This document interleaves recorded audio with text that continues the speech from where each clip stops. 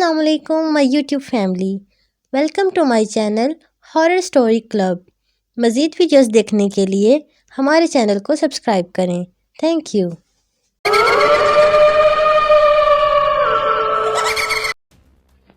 رات کا آخری پہر تھا۔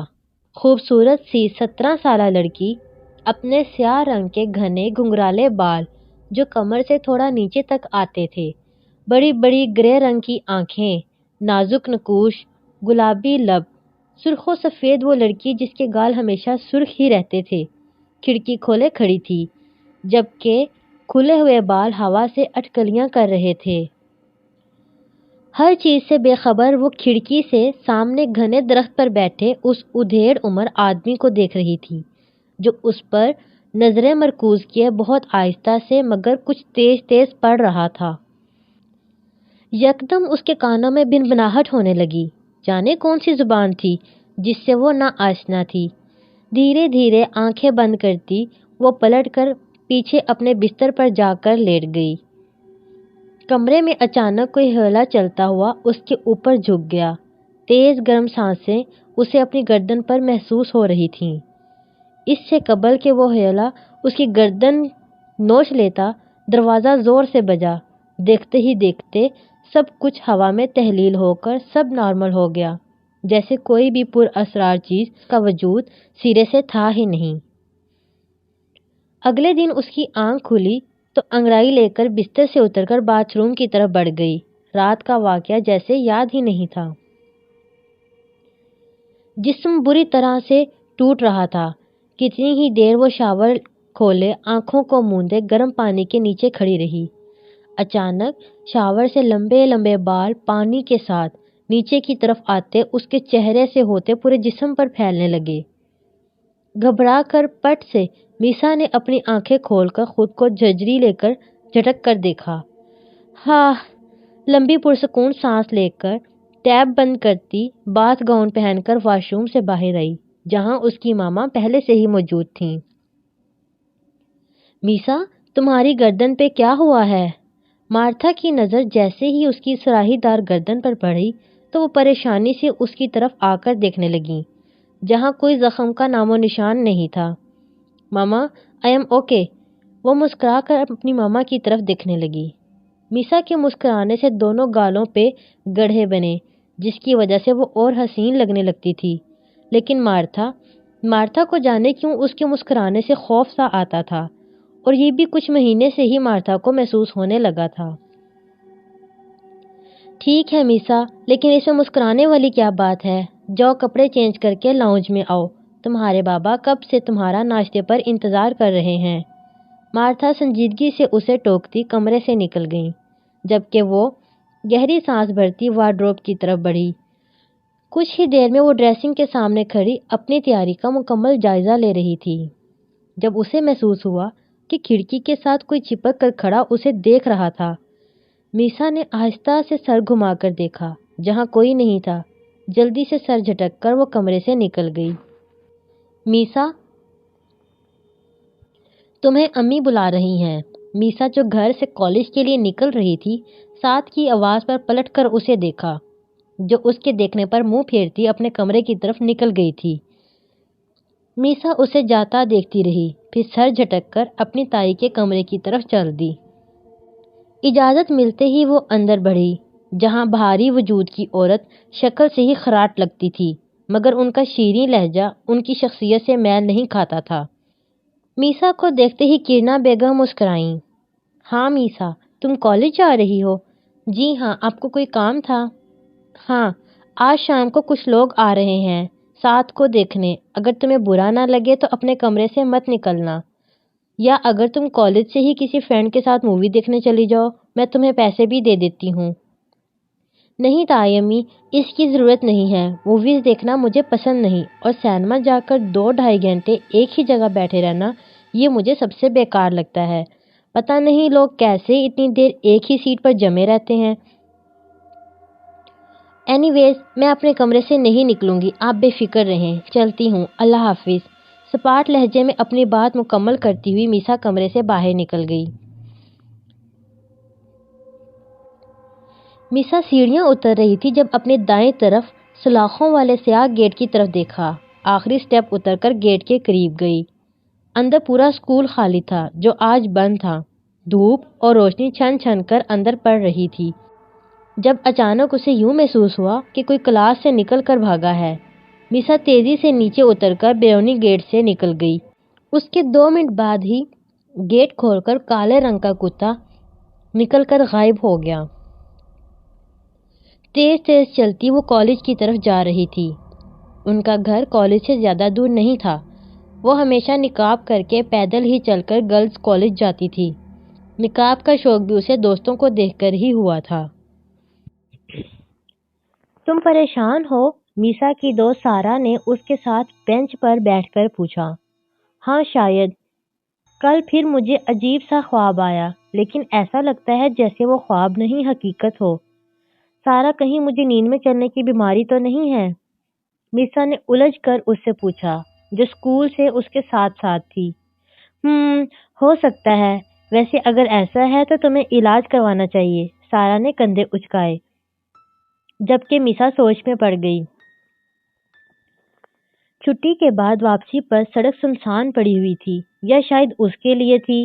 کچھ دیر ہی چلی ہوگی جب میسا کو کسی لڑکی کے رونے کی آواز آئی۔ اس کے قدم یکدم رکے، پلٹ کر دائیں طرف دیکھا، جہاں ایک لڑکی سپاٹ چہرے سے اسی پر نظریں مرکوز کر کے کھڑی تھی۔ لیکن جو چیز میسا کو خوفزدہ کر گئی تھی وہ اس کی آنکھیں تھیں، جس کے سیاہ بڑے بڑے ڈیلے کسی ڈائن کی طرح لگ رہے تھے۔ میسا کے دیکھنے پر وہ لڑکی اسی طرح دیکھتی چھوٹے چھوٹے قدم اٹھا کر اس کی طرف بڑھنے لگی۔ دیکھتے ہی دیکھتے وہ قریب آئی، اور قریب آتے ہی کالے دھوئیں میں بدل کر غائب ہو گئی۔ میسا کا سر چکرا کر رہ گیا۔ جانے کچھ مہینے سے روز اس کے ساتھ پر اسرار سے واقع ہو رہے ہیں، جن کو چاہنے کے باوجود بھی اپنی ماں سے تذکرہ نہیں کر پا رہی تھی۔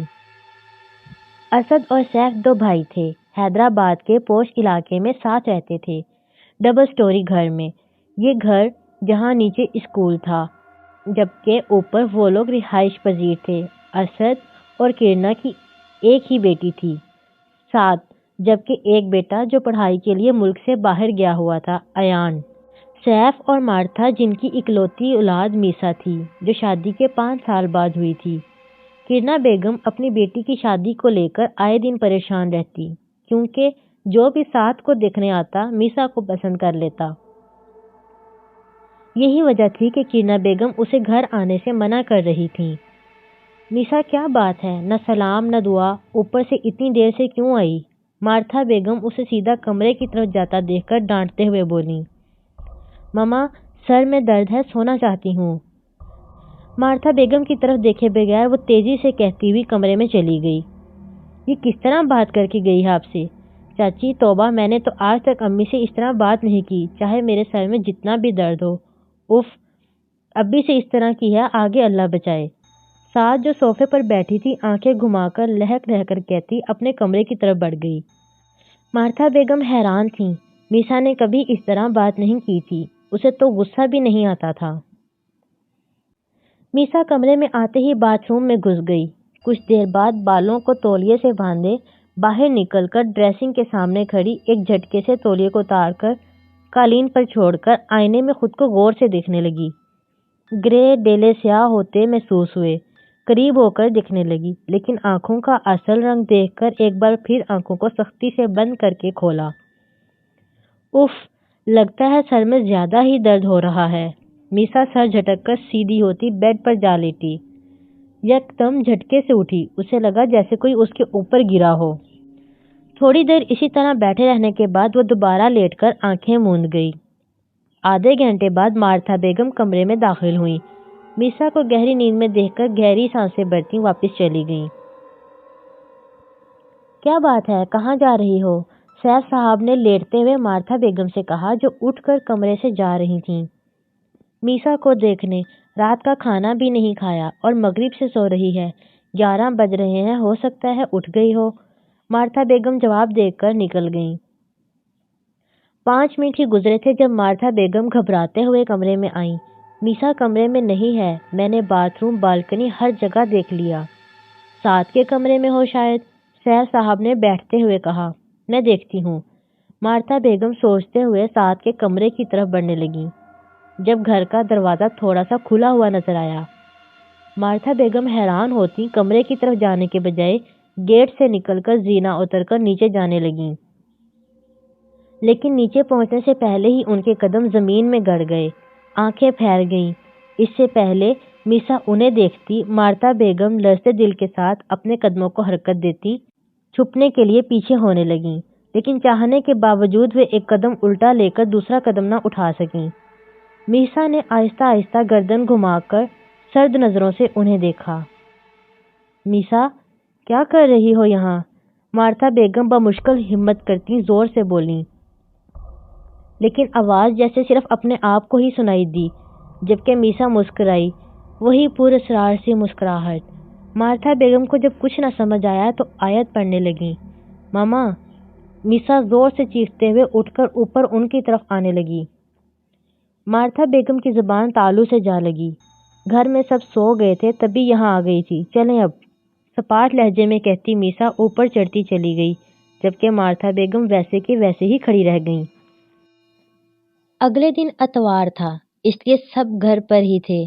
اچانک ہی سعد کا ہونے والا منگیتر اور ساس آ گئے۔ کرنا بیگم بوکھلا گئیں۔ سب سے پہلا خیال انہیں میسا کا آیا۔ وہ بالکل نہیں چاہتی تھیں کہ سعد کا سسرال کا کوئی بھی فرد اس سے ملے جب تک کہ شادی نہیں ہو جاتی۔ اس سے قبل کہ وہ کمرے میں جاتی، میسا شب خوابی کے لباس میں ہی آنکھیں مسلتی لاؤنج میں داخل ہوئی۔ کرنا بیگم کا اسے دیکھ کر خون کھول گیا۔ دانش جو سعد کو دیکھ رہا تھا یکدم نظر اس پر پڑی تو دیکھتا چلا گیا۔ لاپرواہ حسن اس کی نظروں میں قید ہوتا چلا گیا۔ مارتھا بیگم اپنی بیٹی کو دیکھ کر شرمندہ ہو گئیں۔ زبردستی مسکراہٹ چہرے پر سجا کر اس کا تعارف کروایا۔ میسا کی تو جیسے ساری نیند ہی اڑ گئی۔ اس کے تو سر میں شدید درد تھا، تبھی تو بھاگتے ہوئے سیدھا لاؤنج میں آ گئی تھی۔ جتنی دیر وہ بیٹھی رہی دانش اسے ہی دیکھتا رہا۔ سعد کا بس نہیں چل رہا تھا دانش کے سامنے بیٹھی اپنی کزن کو غائب کر دے۔ کرنا بیگم کو جو ڈر تھا وہی ہوا۔ دانش کے گھر والوں نے کال کر کے کرنا بیگم کو کہا، دوسری لڑکی کیوں چھپائی، ساتھ ہی ساتھ رشتہ توڑ کر میسا کے لیے کہا۔ کرنا بیگم تو سنتے ہی پھٹ پڑیں۔ اچھی خاصی بھڑاس نکال کر کال کاٹ کر میسا کے روم کی طرف بڑھیں۔ اندر داخل ہونے سے پہلے ہی رک کر کچھ شیطانی بات سوچی اور دوبارہ اپنے کمرے کی طرف چلی گئیں۔ سب رشتہ ختم ہونے پر سعد کو اور خود کو تسلی دینے لگے، جبکہ میسا کو سعد کے لیے دکھ ہوا، جبکہ ان لوگوں پر شدید غصہ آیا۔ کھانے کا وقت تھا۔ مارتھا بیگم نے سعد کو آتا دیکھ کر میسا کو بلانے کا کہا اور خود سیف صاحب کے ساتھ والی کرسی پر بیٹھ گئی۔ سعد نے منہ بنا کر دروازے پر نوک کیا۔ 2 بار نوک کرنے کے باوجود کوئی جواب نہیں ملا تو لوک گھما کر اندر داخل ہوئی، لیکن سامنے کا منظر دیکھتے ہی اس کے پیر زمین میں جم کر رہ گئے۔ دروازہ کھولنے کی آواز پر میسا جو قالین پر سر جھکا کر بیٹھی تھی ہاتھ میں بڑا سا چاقو لیے اپنے ہاتھ پر کٹ لگا کر ہنس رہی تھی، نے رک کر سر گھما کر دروازے کے سامنے کھڑی سعد کو دیکھا اور مسکرائی۔ تم کیا کرنے آئی ہو یہاں؟ میسا نے یکدم بھاری آواز میں اس سے پوچھا۔ بظاہر تو چہرے پر کوئی ایسے خوفناک تاثرات نہ تھے، لیکن اس کی مسکراہٹ اور آواز سے سعد کا دل کانپ گیا تھا۔ میسا، آواز حلق میں اٹک کر رہ گئی تھی، جبکہ میسا زور سے قہقہہ لگا کر ہنسی۔ سعد اس کے قہقہے کو سن کر کانپ کر پورے قد سے نیچے گری۔ یکدم جیسے میسا نیند سے جاگی، ہاتھ میں خون والا چاقو اور اپنے ہاتھ کو زخمی دیکھ کر خوف زدہ ہو گئی۔ تیزی سے ہاتھ سے چاقو نیچے پھینک کر فوراً باتھ روم کی طرف بھاگی۔ کرنا بیگم نے جیسے ہی دروازہ کھولا، اپنی بیٹی کو زمین پر گرا دیکھ کر چیخیں مارتی سب کو آوازیں دینے لگیں۔ میسا، سعد کیا کہہ رہی ہے؟ تم اپنے آپ کو کیوں زخمی کر رہی تھیں؟ بتاؤ مجھے، کچھ دن سے یہ کیا حرکتیں کر رہی ہو تم؟ سب سعد کے کمرے میں جمع تھے۔ ڈاکٹر چیک کر کے جا چکے تھے۔ مارتھا بیگم نے ان کے جاتے ہی میسا کو کندھوں سے تھام کر جھنجھوڑ ڈالا، جو آنکھوں میں نمی لیے خود بھی سمجھنے سے قاصر تھی۔ مجھے کچھ نہیں پتا ماما، میرے ساتھ کیا ہو رہا ہے، میں سچ کہہ رہی ہوں، میرا یقین کریں۔ میسا پریشانی سے کہہ کر اپنی ماں کے گلے سے لگ گئی۔ اسد اور سیف نے ایک دوسرے کو دیکھا جو کچھ سمجھ نہیں پا رہے تھے۔ خاموشی میں اس کی گنگناہٹ پورے اسکول میں گونج رہی تھی، جو بال کھولے بنا دوپٹے زمین پر بچوں کے انداز میں گپ اندھیرے میں بیٹھی ہل ہل کر گنگنانے میں لگی ہوئی تھی۔ ہر طرف ہو کا عالم تھا۔ یکدم دور کلاس کا دروازہ چرچرایا، ساتھ ہی کسی چیز کے گھسیٹنے کی آواز نے اس کی گنگناہٹ روکی۔ بہت آہستہ سے وہ کھڑی ہوئی، جب زینے سے چڑھ کر کتا بھونکتا ہوا اندر آیا۔ میسا نے گرا کر اس پر حملہ کیا۔ کلاس کا دروازہ دھاڑ کر کے کھلا اور پھر بند ہوا۔ لمحوں میں وہاں خاموشی کے ساتھ خون کی بدبو پھیل گئی۔ صبح ہوتے ہی اس کی آنکھ کھلی، اٹھ کر دونوں ہاتھوں سے بالوں کو لپیٹ کر باتھ روم کی جانب بڑھی۔ منہ دھونے کے لیے جیسے ہی نل کھول کر چہرے پر چھینٹا مار کر دوبارہ ہاتھ نل کے نیچے کیا تو ہاتھوں میں بال اور خون جمع ہو گیا۔ دل خراش چیخ کے ساتھ دونوں ہاتھوں کو جھٹک کر تڑپ کر پیچھے ہوتی کپ کپاتے ہاتھوں کو دیکھا تو سن ہو گئی۔ ہاتھ تو ہر چیز سے پاک تھے۔ خوف کے مارے وہ جلدی سے باتھ روم سے نکل گئی۔ کمرہ لاک کر کے شب خوابی کا لباس بدلنے لگی جب اسے محسوس ہوا کہ کوئی اسے دیکھ رہا ہے۔ ہاتھوں میں تھامی قمیض کو سختی سے پکڑے وہ چاروں طرف آنکھیں پھاڑ پھاڑ کر دیکھنے لگی۔ اچھے سے تسلی کر کے جلدی سے قمیض پہن کر جیسے ہی لاؤنج میں آئی، وہاں کوئی نہیں تھا۔ ابھی وہ آواز دینے کا سوچ ہی رہی تھی جب گھر کے دروازے سے سیف صاحب اور مارتھا بیگم کو آتے دیکھا۔ ماما کیا ہوا؟ آپ سب اس وقت کہاں چلے گئے تھے؟ نیچے پرنسپل کے پاس سے آ رہے ہیں۔ گیٹ کے اندر سامنے ہی کتا مرا ہوا تھا۔ اف، جانے کب مرا بیچارہ۔ یہ تو شکر ہے کہ آج اسکول بند نہیں تھا ورنہ تو کیڑے کھا جاتے۔ مارتھا بیگم جھجری لیتی بتا کر اپنے کمرے کی طرف بڑھ گئیں، جبکہ میسا انہیں جاتا ہوا دیکھتی رہی۔ 2 دن پرسکون گزرے۔ نہ تو میسا کو صبح اٹھتے جسم میں درد ہوتا اور نہ ہی کوئی پراسرار حرکت ہوئی۔ میسا، سعد کو پانی دے آؤ۔ کرنا بیگم صوفے پر بیٹھی اسے آتے دیکھ کر بولیں۔ میسا سر ہلا کر کچن کی طرف بڑھ گئی۔ آ جاؤ۔ سعد بیڈ پر بیٹھی فرینچ فرائز کی فل سائز کی پلیٹ ہاتھ میں پکڑ مووی دیکھنے میں مشغول تھی۔ سعد، اپی پانی لائی ہوں۔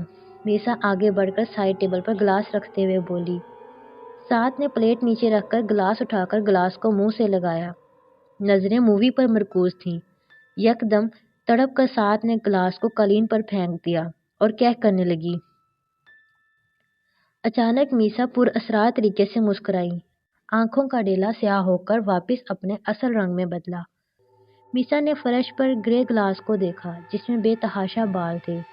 امی، امی بچائیں۔ سعد نے فرش پر گرے گلاس کو دیکھا تو ڈر کر اپنی ماں کو آوازیں دینے لگی۔ کرنا بیگم بھی جلدی سے بھاگتی ہوئی اندر آئیں، پیچھے ہی مارتھا بیگم بھی تھیں۔ کیا ہوا سعد؟ ایسے کیوں چلا رہی ہو؟ امی، اس نے مجھے پانی میں بال بھر کر دیے۔ یہ لڑکی پاگل ہو چکی ہے۔ اس دن اپنے آپ کو زخمی کر کے خوش ہو رہی تھی، آج مجھے بھی اس نے جانے کون سا کالا جادو کر کے بالوں سے بھرا ہوا پانی پلایا۔ ایخ! سعد اپنی ماں کو دیکھ کر سب بتانے لگی۔ مارتھا بیگم اپنی بیٹی کو دیکھنے لگیں جو خود حیران و پریشانی سے اسے دیکھ رہی تھی۔ کہاں ہے گلاس؟ مارتھا بیگم نے یکدم پوچھا۔ وہ رہا۔ سعد نے ہاتھ کے اشارے سے گلاس کی طرف اشارہ کیا۔ مارتھا بیگم نے گلاس جیسے ہی اٹھا کر دیکھا وہاں بالوں کا نام و نشان نہیں تھا۔ سعد تو آنکھیں ہی جھپکنا بھول گئی، جبکہ میسا ناسمجھی سے کھڑی رہی۔ میسا، سعد تمہارے برابر کی ہے جو جس کے ساتھ مذاق کر رہی ہو، معافی مانگو۔ مارتھا بیگم نے بازو پکڑ کر سخت لہجے میں کہا۔ میری کیا غلطی ہے؟ اور جب وہ میرے برابر کی ہیں ہی نہیں تو میں کیوں کروں گی مذاق؟ میسا چڑ کر کہتی بازو چھڑا کر کمرے سے نکل گئی۔ دیکھے اس کے تیور، دن بدن بدتمیز ہوتی جا رہی ہے۔ کرنا بیگم غصے سے بول کر گلاس اٹھانے لگیں، لیکن خالی گلاس کو دیکھ کر حیران رہ گئیں۔ مارتھا بیگم نے سلگتی ہوئی نظر سعد پر ڈالی۔ تم سے ایسی امید نہیں تھی، مارتھا بیگم چبا کر کہتی کمرے سے نکل گئیں۔ 12 بجے کا وقت تھا۔ میسا کا کل ٹیسٹ تھا، اس لیے وہ لاؤنج میں ہی بیٹھی پڑھ رہی تھی، جبکہ سب کمرے میں سونے جا چکے تھے۔ اچانک خاموش فضا میں دروازہ کھلنے اور بند ہونے کی آواز گونجی۔ اچانک ہونے والی آوازوں پر میسا کی انگلیوں میں دبا پین چھوٹ گیا۔ گھبرا کر اس نے دروازے کی طرف دیکھا۔ یکدم دوبارہ دروازہ کھل کر بند ہوا۔ میسا ڈر کر اٹھ گئی۔ اس سے پہلے کہ وہ کمرے میں جاتی، دروازے کے پار کسی لڑکی کے تڑپ تڑپ کر رونے کی آواز آ رہی تھی۔ خوف سے وہ اپنی جگہ سے ہل نہ سکی۔ لڑکی کے رونے کی آواز بھاری سے بھاری ہوتی چلی گئی۔ میسا کا خون خشک ہو گیا۔ دھاڑ سے آواز کے ساتھ کوئی اس کے آر پار ہوا اور زوردار کھٹکا لگنے سے وہ لڑکھڑائی۔ ہمت کرتی اپنے کمرے میں جا کر بند ہو گئی۔ میسا صبح اٹھی تو وہی درد جسم میں محسوس ہوا۔ انگڑائی لے کر جیسے ہی وہ اٹھی، آنکھیں پھٹی کی پھٹی رہ گئیں۔ سامنے اس کی ماں خون سے لت پت صوفے پر پڑی ہوئی تھیں۔ پورا کا پورا چہرہ خون سے بھرا ہوا تھا۔ جسم پر خون سے کپڑے بھیگے ہوئے تھے۔ ایسا لگ رہا تھا جیسے کسی نے خون سے نہلا دیا ہو۔ میسا کے جسم میں سنسنی سی دوڑ گئی۔ لرزتے وجود کے ساتھ بیڈ سے نیچے اتری۔ جب پیروں کے نیچے گیلا گیلا محسوس ہوا، آہستہ سے سر جھکا کر اپنے پیروں کی طرف دیکھا تو ریڑھ کی ہڈی میں سنسناہٹ دوڑ گئی۔ ہر طرف خون ہی خون تھا۔ اپنی ماں کی حالت دیکھ کر اس کے آنسو بھی نہیں نکل پائے۔ ہا ہا ہا کہہ کی آواز پر میسا نے جھٹکے سے سر اٹھایا۔ سامنے ہی ساتھ کھڑی بڑا سا بیلچہ پکڑے کہا لگا رہی تھی۔ بیلچہ بھی خون سے بھرا ہوا تھا۔ سیاہ بڑی آنکھیں اسی کو دیکھ رہی تھیں۔ یک دم میسا کو شدید غصہ آیا۔ سائڈ ٹیبل پر شیشے کا بھاری واس اٹھاتے ہی میسا نے اس پر حملہ کر دیا۔ گھر کے سبھی افراد ٹی وی لاؤنج میں بیٹھے تھے جب زور زور سے چیخوں کی آوازوں پر سب سے پہلے مارتھا بیگم میسا کے کمرے کی طرف بھاگیں۔ دروازہ کھلتے ہی سب لرز کر رہ گئے۔ میسا جنونی طریقے سے سعد کو بری طرح زخمی کر چکی تھی، جبکہ سعد کا سر پھٹنے سے خون پانی کی طرح بہہ رہا تھا۔ ہائے میری بچی مار دی، کوئی بچاؤ میری بیٹی کو، بچاؤ کوئی بچاؤ۔ کرنا بیگم سینہ پیٹی تڑپ کر چیخ کر بول رہی تھیں۔ اسد صاحب نے آگے بڑھ کر اسے زبردستی پکڑا، جبکہ سیف صاحب نے اپنی بیٹی کو پتھرائی آنکھوں سے دیکھا۔ اس سے خوف محسوس ہو رہا تھا، غصے سے لال چہرہ عجیب سا ہو رہا تھا۔ اسد صاحب نے اسے قابو کر کے تھپڑ در تھپڑ مارنے شروع کر دیے۔ یکدم میسا ہوش میں آئی۔ اپنی ماں کو صحیح سلامت دیکھ کر اس کی آنکھیں جھپکنا بھول گئیں۔ سعد کو جلدی سے سب ہسپتال لے کر جانے لگے، لیکن راستے میں ہی اس کی ڈیتھ ہو گئی۔ ایک قیامت تھی جو ان کے سروں پر ٹوٹی تھی۔ کرنا بیگم غم و غصے میں پاگل ہو گئی تھیں، جبکہ میسا کو کمرے میں لاک کر کے گئے تھے، جو سرک کر نیچے قالین پر بیٹھی، دونوں ہاتھوں کو ٹانگوں کے گرد باندھے سمٹ کر بیٹھی ہوئی تھی اور اپنے ہاتھوں کو دیکھ رہی تھی۔ سعد کا خون اس کے دونوں ہاتھوں پر لگا ہوا تھا۔ میسا دیکھتے ہی دیکھتے اچانک رونے لگی کہ اس نے اپنی کزن کو مار ڈالا ہے۔ آواز سے روتی وہ پاگلوں کی طرح خود کو مارنے لگی۔ یکدم اس کی نظر اور ہاتھ رکے۔ بیڈ کے دوسری طرف کالی سیاہ آنکھوں والی لڑکی اسی کی طرف دیکھ رہی تھی۔ میسا کے رونے میں شدت آنے لگی۔ سامنے بیٹھی لڑکی کا چہرہ بدلنے لگا۔ دیکھتے ہی دیکھتے لڑکی بھیانک ہوتی چلی گئی۔ میسا تیزی سے لڑکھڑا کر کانپتی ٹانگوں کے ساتھ بھاگتی دروازہ پیٹنے لگی۔ کھولو، بچاؤ مجھے، وہ مجھے مار دے گی۔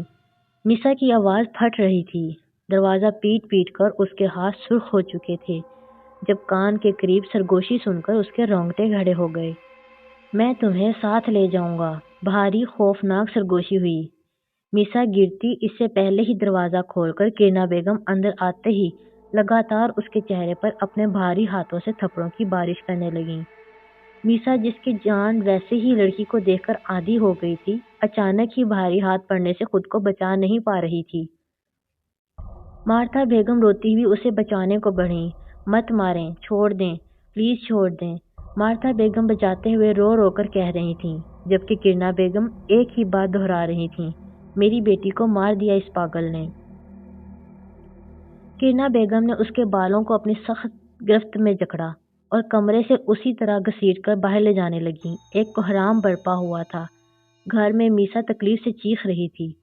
مارتھا بیگم اپنی نازک سی بیٹی کو بچانے میں لگی ہوئی تھیں۔ یکدم ہی سیف صاحب اندر داخل ہوئے۔ سامنے کا منظر دیکھ کر جلدی سے آگے بڑھ کر چھڑوایا۔ میسا تڑپ کر رو رہی تھی۔ میری بیٹی کو مار دیا اس بدذات نے، کیا بگاڑا تھا اس نے تیرا؟ کرنا بیگم غم و غصے سے چیخ رہی تھیں۔ میسا بری طرح روتی اپنے باپ کے پیچھے چھپ گئی۔ جو بے بس تھے کیونکہ میسا کو خود سب نے اپنی آنکھوں سے پاگلوں کی طرح سعد کو مارتے دیکھا تھا۔ مارتھا بیگم کا دل پھٹنے کو آ گیا۔ میسا کی حالت دیکھ کر، جسے کبھی ہاتھ تک نہیں لگایا تھا، آج اس کی یہ حالت تھی کہ ہونٹ پھٹے، گال اور پیشانی سوجی ہوئی تھی۔ کیوں کیا میسا؟ ایسی کیا بات ہوئی تھی بتاؤ؟ مارتھا بیگم نے جھنجھوڑتے ہوئے کہا، جو کچھ بھی سمجھ نہیں پا رہی تھی۔ اچانک میسا پر کپکپاہٹ طاری ہوئی۔ کرنا بیگم کے تڑپ تڑپ کے رونے میں قہقہے گونجنے لگے۔ مارتھا بیگم کے ساتھ سیف صاحب بھی اپنی بیٹی کو دیکھنے لگے، جو اتنا پیٹنے کے بعد بھی قہقہا لگا رہی تھی۔ کرنا بیگم بھی اپنا رونا بھول کر اسے خوف سے دیکھنے لگیں۔ ریڑھ کی ہڈی میں سنسناہٹ سی دوڑ گئی۔ قہقہے لگاتے لگاتے میسا تیزی سے کمرے کی طرف بھاگی۔ میسا! سیف صاحب دھاڑ کر پیچھے بھاگے۔ اندر کا منظر دیکھ کر ساکت ہو گئے۔ میسا اسٹڈی ٹیبل سے لیمپ اٹھا کر تار کو دانتوں سے کاٹ رہی تھی۔ یہ بالکل پاگل ہو گئی ہے سیف، مارتھا بیگم خوف سے بولیں، جو اب تار کاٹ کر ہر چیز کو قہقہے لگا لگا کر زمین بوس کر رہی تھی۔ مار دیا اسے میں نے، مار دیا، ہا ہا ہا، میں نے اسے مار دیا۔ قہقہے لگانے کے ساتھ ساتھ میسا زور زور سے بول رہی تھی۔ دونوں دروازے کے پاس کھڑے برستی آنکھوں سے اپنی 17 سالہ بیٹی کو دیکھ رہے تھے۔ مارتھا بیگم کا تو دماغ ہی سن ہو چکا تھا۔ میسا کی حرکتیں کافی پر اسرار ہو رہی تھیں۔ کاش وہ پہلے ہی اپنے شوہر سے اس بارے میں بات کر لیتی تو شاید آج ایسا نہ ہوتا۔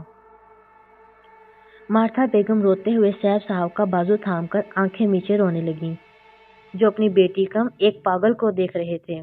سعد کا جنازہ گھر آ چکا تھا۔ جوان مرد پر ہر آنکھ اشک سے لبریز تھی۔ کرنا بیگم، جو اپنی بیٹی کو دلہن کے روپ میں دیکھنا چاہتی تھیں، سفید کفن میں دیکھ کر دھاڑیں مار مار کر سینہ کوپی کر رہی تھیں، جبکہ مارتھا بیگم بھی سعد کو دیکھ کر ضبط کھو بیٹھیں۔ دوسری طرف میسا زمین پر بچوں کی طرح لیٹی چھت پر نظریں مرکوز کیے ہوئے تھی، کبھی ہنستی کبھی گھورتی۔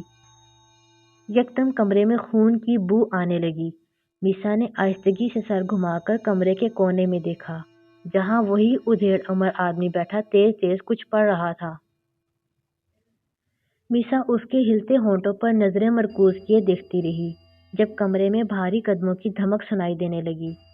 میسا درد سے کراہ کر اپنے حواس میں آئی، اپنے ارد گرد دیکھ کر خوف سے چلانے لگی، ٹانگوں سے جیسے جان نکلنے لگی، جب خون کی بوند آ کر اس کے چہرے پر گری۔ آدمی کی بھنبھناہٹ کانوں میں تیز ہوتی چلی گئی۔ میسا زبان کو حرکت دینے کی کوشش کرنے لگی، جب یوں محسوس ہوا کہ منہ میں زبان نہیں ہے۔ ہاتھ اٹھا کر دیکھنا چاہا، جب ہاتھوں کو سن پایا۔ سعد کو تدفین کے لیے لے جایا گیا۔ کرنا بیگم کو آس پڑوس کی عورتیں سنبھال رہی تھیں۔ جب سب تدفین کے بعد گھر آئے تو کرنا بیگم نے اپنی بیٹی کے مجرم کو پولیس کے حوالے کرنے کو کہا۔ جو کچھ ہوا اچھا نہیں ہوا۔ مجھے لگتا ہے میسا بیمار ہے، ورنہ یہ سب کبھی نہیں کرتی۔ بیمار؟ میری بیٹی کو بے رحمی سے مار دیا اور تم کہہ رہے ہو کہ وہ بیمار ہے؟ معاف کرنا، لیکن میسا نے جو کیا ہے اسے سزا ضرور ملے گی، چاہے وہ بیمار ہو یا پاگل۔ سیف صاحب کی بات سن کر اسد صاحب غصے میں بولتے ہوئے کال کرنے لگے۔ مارتھا بیگم زاروں قطار فرش پر بیٹھی رونے لگیں۔ میسا، یہ کیا کر دیا، یہ کیا کر دیا تم نے؟ مارتھا بیگم سر پیٹ رہی تھیں۔ لاؤنج میں ہی سب کھڑے تھے۔ دھاڑ سے میسا کے کمرے کا دروازہ کھولا۔ سب نے گھبرا کر دروازے کی طرف دیکھا، جو دوبارہ بند ہو چکا تھا۔ دروازے کے نیچے سے خون بہتے ہوئے نکل رہا تھا۔ میسا، سیف، میسا، مارتھا بیگم چیخ کر بولتی ہوئی اندر بھاگیں۔ سناٹے میں دل خراش چیخ کے ساتھ سب اندھیرے میں ڈوبتا چلا گیا۔ ایسی کیا بیماری تھی آپ کی بیٹی کو؟ کیا ان کا دماغی توازن ٹھیک نہیں تھا؟ ایسا کچھ نہیں انسپکٹر صاحب، ہماری میسا تو بالکل ٹھیک تھی، کالج جاتی تھی، پڑھتی تھی، نارمل تھی بالکل، سیف صاحب مردہ آواز میں بولے۔ ہمیں ایک بات سمجھ نہیں آ رہی کہ آپ کے گھر میں بیلچہ کہاں سے آیا؟ مقتولہ کے والدین کا یہی کہنا ہے کہ ان کی بیٹی کو بیلچے سے مارا گیا ہے۔ پوسٹ مارٹم ان کے والدین نے ہونے نہیں دیا، کیونکہ ان کی بیٹی کے مجرم اور گواہ یہی ہیں۔ کہیں ایسا تو نہیں کہ آپ نے اپنی بیٹی کو خود مار دیا ہو؟ انسپکٹر مشکوک نظروں سے دیکھتا پوچھنے لگا۔ ہم اتنے بے غیرت نہیں ہیں، لیکن آپ کی بیٹی نے ثبوت دیا ہے सैफ साहब अपनी कज़न को कत्ल करके खुद को पंखे में तार डालकर अपने आप को मार डाला। आप इस बारे में क्या कहेंगे? देखें, हमें कुछ नहीं पता। वो कुछ दिनों से पुरअसरार हरकतें कर रही थी। मुझे लगा ऐसा कोई मसला नहीं है, लेकिन मैं गलत थी।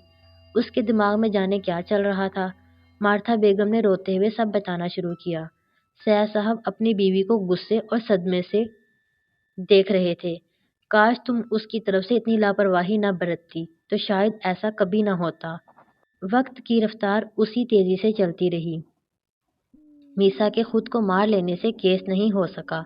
हाँ, इतना जरूर हुआ कि मार्था के उसके बारे में बताई गई बातों से लोग मीसा को पागल समझने लगे। तो कुछ लोग मीसा की पुरअसरार हरकतों का सुनकर उस पर कोई असेब होगा कहकर बातें बनाने लगे। मार्था बेगम को तो एक पल करार नहीं आता था। डाइनिंग टेबल के गिर्द बैठे सब खामोशी से खाना खा रहे थे। साद की मौत और मीसा की खुदकुशी का सुनकर उनका बेटा एक हफ्ते के लिए बीवी और बच्चों के साथ आकर 4 दिन रहकर वापस चला गया था। सैफ, अचानक असद भाई ने सैफ को मुखातिब किया। जी कहें। जो हुआ इसमें किसी का कसूर नहीं था। लोग क्या कहते हैं क्या नहीं, इससे कोई फायदा नहीं है। मेरी साथ वापस आ सकती है और ना ही मीसा। इसलिए मैंने कल ही किरना को अपने फैसले से आगाह कर दिया है, और तुम दोनों का जानना भी ज़रूरी है। असद साहब ठहर ठहर कर बोल रहे थे। सब उनकी तरफ मतवज्जो थे। जब मीसा के कमरे से बिनबिनाहट के बाद दरवाजे के नीचे से बहता हुआ खून बाहर निकल रहा था। मैंने एक घर देखा है। हम 2 दिन बाद शिफ्ट हो रहे हैं। असद भाई, मेरी अभी बात मुकम्मल नहीं हुई। असद साहब ने हाथ उठाकर सैफ साहब से कहा। मेरा मतलब है हम चारों। मुझे वहशत होती है घर से। ऐसा लगता है इर्द गिर्द बहुत सी मखलूक हमारे साथ इस घर में रह रही हैं। तुम्हारा क्या ख्याल है? असद ने कहकर मार्था और सैफ को देखा। किन्ना बेगम के रोंगटे खड़े हो गए। कल ही तो रात को किसी चीज़ के चबाने की आवाज़ से आंख खुली थी। लाउंज में देखने गई तो मीसा के कमरे का पूरा दरवाज़ा खुला हुआ था और अंदर लाइट जल रही थी। अचानक लाउंज का टीवी ऑन हो गया। किरना बेगम जो कमरे को देख रही थी, टीवी खुलने पर खौफ से अपने कमरे में जाकर दोबारा लेट गईं। 1 महीने बाद गेट खोलकर वो आदमी के पीछे चलने लगीं। इर्द गिर्द औरतें दीवार के साथ लगी बेंचों पर बैठी अपनी बारी का इंतजार कर रही थीं। कमरे में दाखिल होते ही नीम अंधेरे में अगरबत्तियों की खुशबू ने पूरे कमरे को अपने हिसार में लिया हुआ था। जगह जगह मोमबत्तियां लगी हुई थीं, जो अंधेरे को कम करने का बाइस बन रही थीं। आओ, कैसे आना हुआ? कमरे में उधेड़ उम्र आदमी की आवाज़ गूंजी, जो ज़मीन पर बैठा काले चोले में अपने लंबे लंबे बालों को फैलाए खोपड़ियां रखे बैठा था। लकड़ी का जेवर, अंगूठियां सजाए कुछ पढ़ता, सुरमे लगी आंखों को उस पर मरकूज किए देख रहा था। वो चलती हुई उस आदमी के सामने ज़मीन पर बैठी। मुझे मालूम हो चुका है, तुम्हारा रास्ता अब साफ है। आदमी ने उसको बैठने का कहा, जो खामोशी से उस आदमी को देख रही थी, जो आज एक भयानक शक्ल का लग रहा था। किरना बेगम का दिल किया कि काश वो उसे भी मार दें। कैसा काम! आपने कहा था लड़की पागल हो जाएगी, पर उस पागल लड़की ने मेरी बेटी को जान से मार डाला और खुद भी मर गई। जबकि आपने कहा था आपका जादू कभी नाकाम नहीं हुआ, तो फिर ऐसा क्यों हुआ? मुझे अफसोस हुआ। लड़की पर जिन आशिक हो गया था, इसलिए उसे अपने साथ ले गया। बाकी जो तुम्हारी बेटी के साथ हुआ, ज़रूर उस शरारती जिन ने किया होगा। उसने सपाट लहजे में कहा। ये कैसा काला जादू था? एक जिन आपके काबू में नहीं रहा। मैं कितनी उम्मीद से आई थी कि उस लड़की को पागल खाने भिजवा दूंगी, ताकि मेरी बेटी को सब देखें और पसंद करें, लेकिन ऐसा कुछ नहीं हुआ। उस आग में मेरी बेटी जल गई। किरना बेगम रोते हुए कह रही थीं। फिर उन्होंने पूछ कर पर्स से 40,000 निकाले और उस शख्स को दिए, जो ललचाई नज़रों से पैसे देख रहा था। चलती हूँ। किरना बेगम काम के बाद पैसे देने आई थीं। शायद वो ना देती अगर वो अपना मुर्शद ना पीछे लगवाता, जो पैसे ना देने का सुनकर धमकी देने लगा था। किरना बेगम के निकलते ही उस आदमी ने किसी आदमी को बुलाया। जी बाबा, इस औरत को दोबारा यहाँ मत आने देना, कहीं अपनी बेटी के गम में आकर हमारे हलक में ही ना फंस जाए। आदमी पैसे की गड्डी को सूंघता एक नोट उसे देकर बोला, جو شیطانیت سے مسکرا کر سر ہلا کر باہر نکل گیا تھا۔ کچھ بھی نہیں چاہا تھا، اپنی اولاد کی خوشیوں کے لیے غلط راستہ ہی تو چنا تھا، جس راستے نے سب سے پہلے اسی کی اولاد کو کھایا تھا۔